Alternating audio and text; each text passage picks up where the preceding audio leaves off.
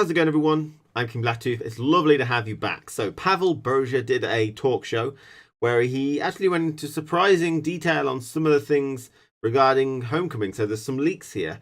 I want to run through these to give you an idea of what they are and what's going on. Now, all this is subject to change, of course, and details may be scarce and may change a little bit. So be aware of that. So first of all, 2 rows is pretty much guaranteed now, I would say. They've had to change all of Thronebreaker to be 2 rows, which might cause a delay in Thronebreaker, and that was like maybe just mentioned, so just bear that in mind. But 2 rows is pretty much guaranteed, and what we know from 2 rows is they're looking at things like benefits for placing units on the melee row and benefits for placing it on the siege row if it's a siege row. So there's benefits for playing it on each row, but there's only 2 rows, and so this really comes down to row limit as well. So their row limit, they're not sure is going to stay, so they might remove the row limit, but they might also fix swarm decks with row limit by possibly stacking smaller units together. So if you think about Arrakis drones, they might stack them all together and combine the strength into one particular strength. Now, the question comes on, how do I target a specific one? I don't know if there's a situation where that would be necessary, but or if you hit them with a 1, say if you hit them with 9 damage and there's 3 3s there, will I kill all 3? And there's a lot of questions, but that's the idea they're going for. They're not sure about whether they're keeping row limit or not. They're looking at maybe fixing swarm decks by stacking the smaller units together, like slave infantry, Arrakis drones, and all that kind of business. So item cards, they're considering moving it to a different category, which is passive tokens, where you equip these cards to certain cards in your deck builder. This is actually what I thought it might have been initially when I first heard of, I think it was Vandergriff's Sword and Sihil, when they were first announced as item cards. I thought, oh, maybe that's something you can do. You put it in your deck or equipped it to a card in your deck builder, and that's kind of something they're looking at as well. Now, also, there's a big change they're thinking about with deck building as well. It's going to be completely revamped in that there's no specific limits to golds, silvers, and bronzes now, but instead a deck building cost. I think it's going to work very similar to how I did my Witcher 3 real Gwent matches. In that, we created an arbitrary number, about 100, and then we added cards to our deck, and basically it was based on the strength of the card. So if you had a 15 strength card to the deck, it was 15 points. So you could add less cards, but you had to get your 25 card limit, but you couldn't go over the 100 points. So you couldn't stick all the best cards in. And that's going to be the same way this is. Deck building cost, you've got a certain limit of points. For example, a gold would cost 100, a silver would cost 70 or something, and a bronze would cost 20 or something. So, you know, you can opt to take more golds and less silvers or something like that and mix and match, but there's no particularly hard limit, but you have to at least be under a certain threshold. That's something they're looking at. They also said that spies are most likely going to be removed, deleted from the game. Which is sad because they're a core element of The Witcher 3, but if they're having a massive issue with it, then fair enough. However, we've known about this for a while, I think. They said that spies might just end up going. We don't know how much they're really putting emphasis on that, but it seems to be that they are taking it quite seriously now. So next up is the coin flip. Now, they're trying to fix the coin flip in 2 particular ways. The first way is with the leadership initiative. So all the leaders will have an initiative value, and we don't quite know where it's lowest or highest, but let's just say the highest. The leader with the highest initiative out of the 2 will always go first. Okay, so it's a way of knowing whether your leader is going to go first or second, depending on the matchup. If they're equal, then it's a coin flip again.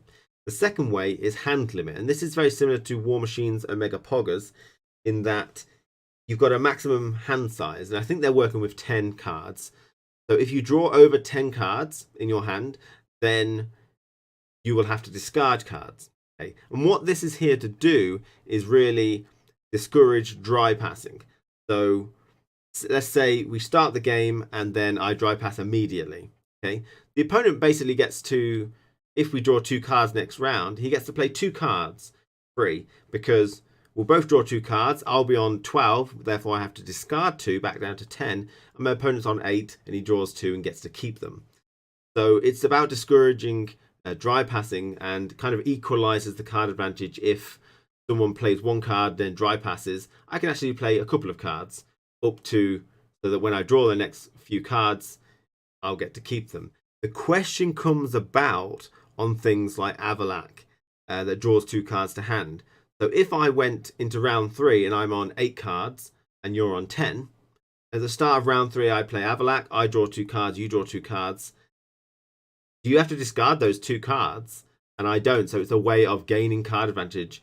That's obviously broken, so we'll have to see. But that's one area they're working on. And I've played some games of War Machine's Omega Pogger's version of Gwent, and I think it worked quite well. It does discourage you from dry passing in certain rounds. It doesn't always. I mean, if I've got 2 cards going into round 2 and you've got 3, dry passing, we'll both draw cards and no one will have to discard any. So it's an interesting idea that really will have to be tested to see how it goes.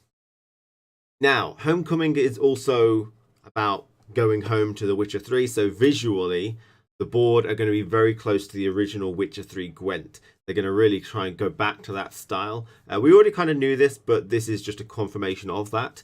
Also, the new faction is actually ready now, but it's been delayed due to Homecoming. It was ready quite closely before this whole Homecoming project begun, so they were going to release it relatively soon, but they're going to have to release it when Homecoming releases. Now, we're not entirely sure whether it's when Homecoming comes out, a new faction comes out as well, or whether it's briefly after that, but they've got a new faction ready now.